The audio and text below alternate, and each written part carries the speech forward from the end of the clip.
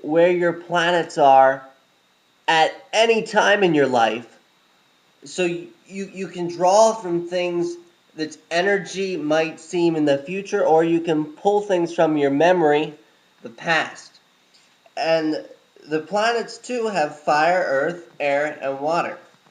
I have some fire planets here, based on their affiliation closer to Aries, but it really works well in all of them. Mars, you know, Mars, the god of war, passion, and killing, and danger, and envy, and all that.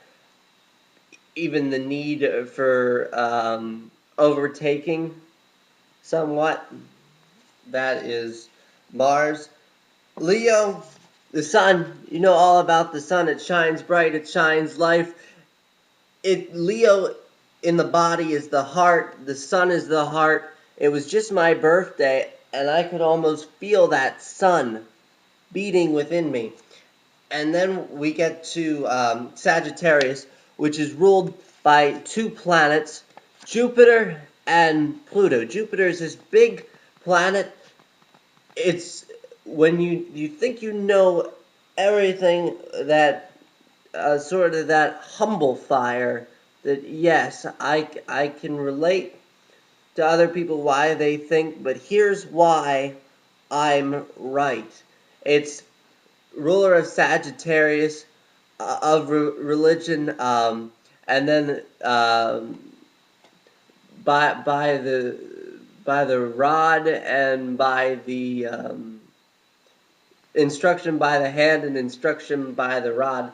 Pluto also rules Sagittarius. There's a lot of stupid people out there who post around that Pluto is ruled by Scorpio.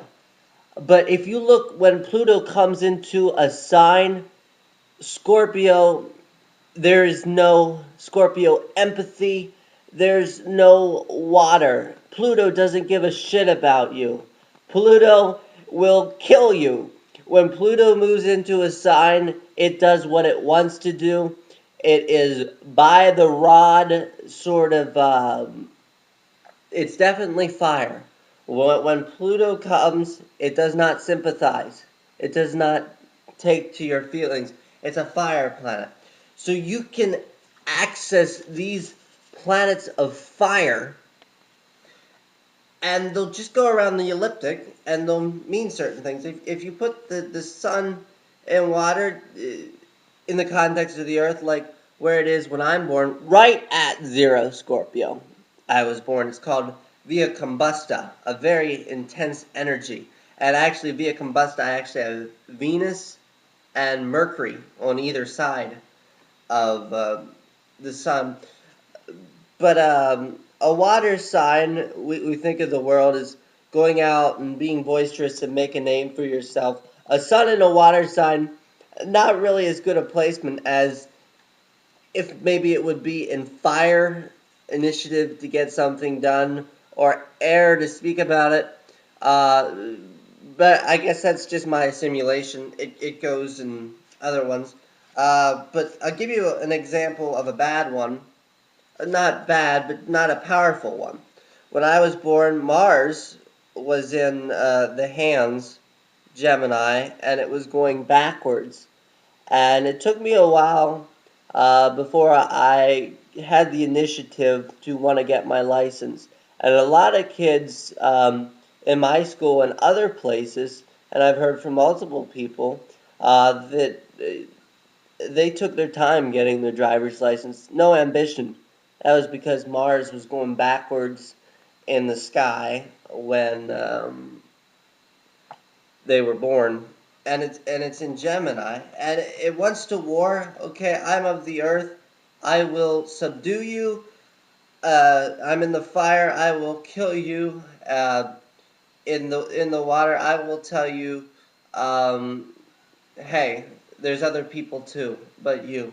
But in an air sign, you can speak For me, it is in the philosopher, the 12th house, which is more repressive and collective and more your secretive thoughts than rather what people play out, sort of the stuff you think about before you go to bed. And I think about this retrograde Mars in my 12th house.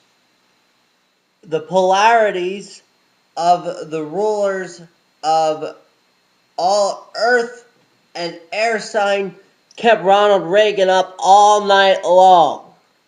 And anyone who does the Hebrew Kabbalah and Jewish mysticism, Aleph, the very first letter of the alphabet, made from air, and the Tav, the last letter. These planets are the one of the earth that's supposed to restrict you, hold you back, teach you lessons in cause and effect and karma, and as you sow shall you reap. What comes around goes around. Any one of that kind of philosophy, whatever you call it in your absolution. This rules all of earth. It keeps you grounded. It is gravity holds me down.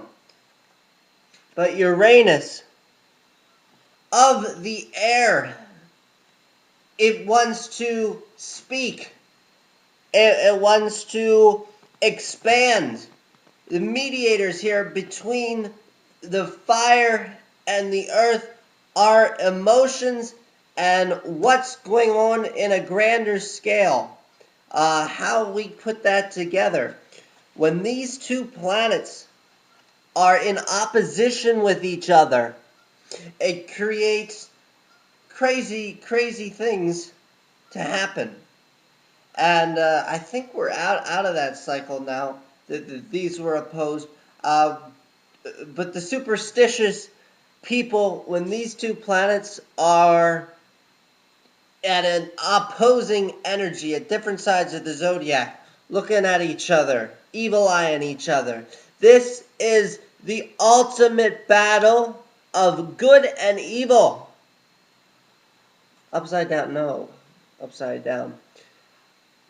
Saturn is grounding, and Earth is, Aries, I want to head towards space. So these two planets, when I was born, they were almost right next to each other in Capricorn. They move really slow, so a lot of people who was born around my time, they were friends with each other, and sort of balanced each other out. But they play, and they were in Capricorn, play a huge role in life on Earth. Don't deny it. Now, Mars is known to cross-dress, which why do you think he's killing people for? He can work well in the water, but he's a fire planet. A sympathetic Mars can do a lot of work. A defensive Mars can do a lot of work. But he's still in my assimilation, thought before form.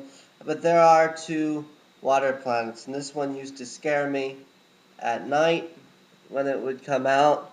It was just full in Taurus for my birthday over the weekend, and it's the moon.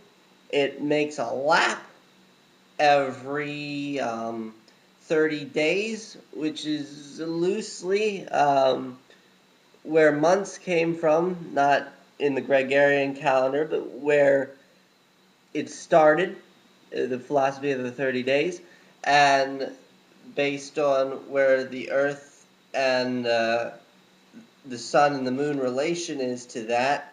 You see the times of day and the phases of the Moon, waxing, waning, and all that. The Moon cries out. It is the ruler, the Gimel, in the Hebrew, the ruler of the whole zodiac. It tracks things as they are. It keeps tabs of what's going on, and it's like the tides of the ocean, the tides of the body, where the moon is in relation to your other planets. Dallas's water on it. And makes you sympathize, makes you think, maybe I shouldn't have said that, maybe. Now that I think about it, so someone will go home after they had a fight with you. I thought about it last night, because let's see, where is it?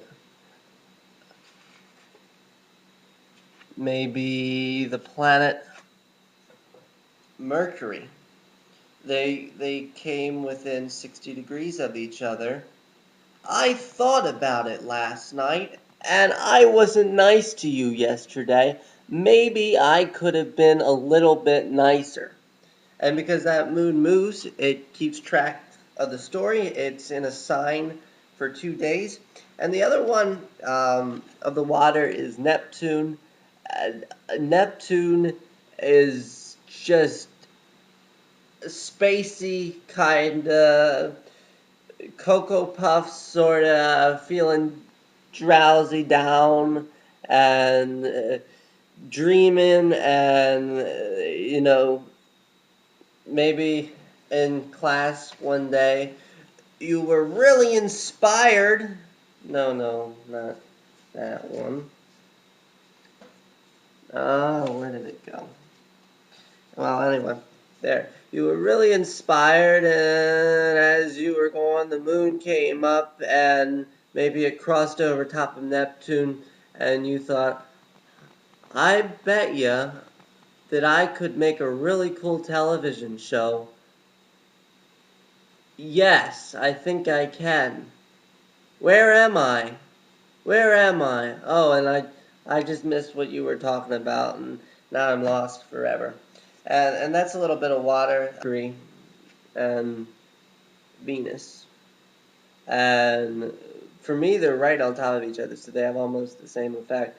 Venus is closer to water, how you love, and Mercury is closer to fire, though they are earth and air ruled. Mercury is how you think.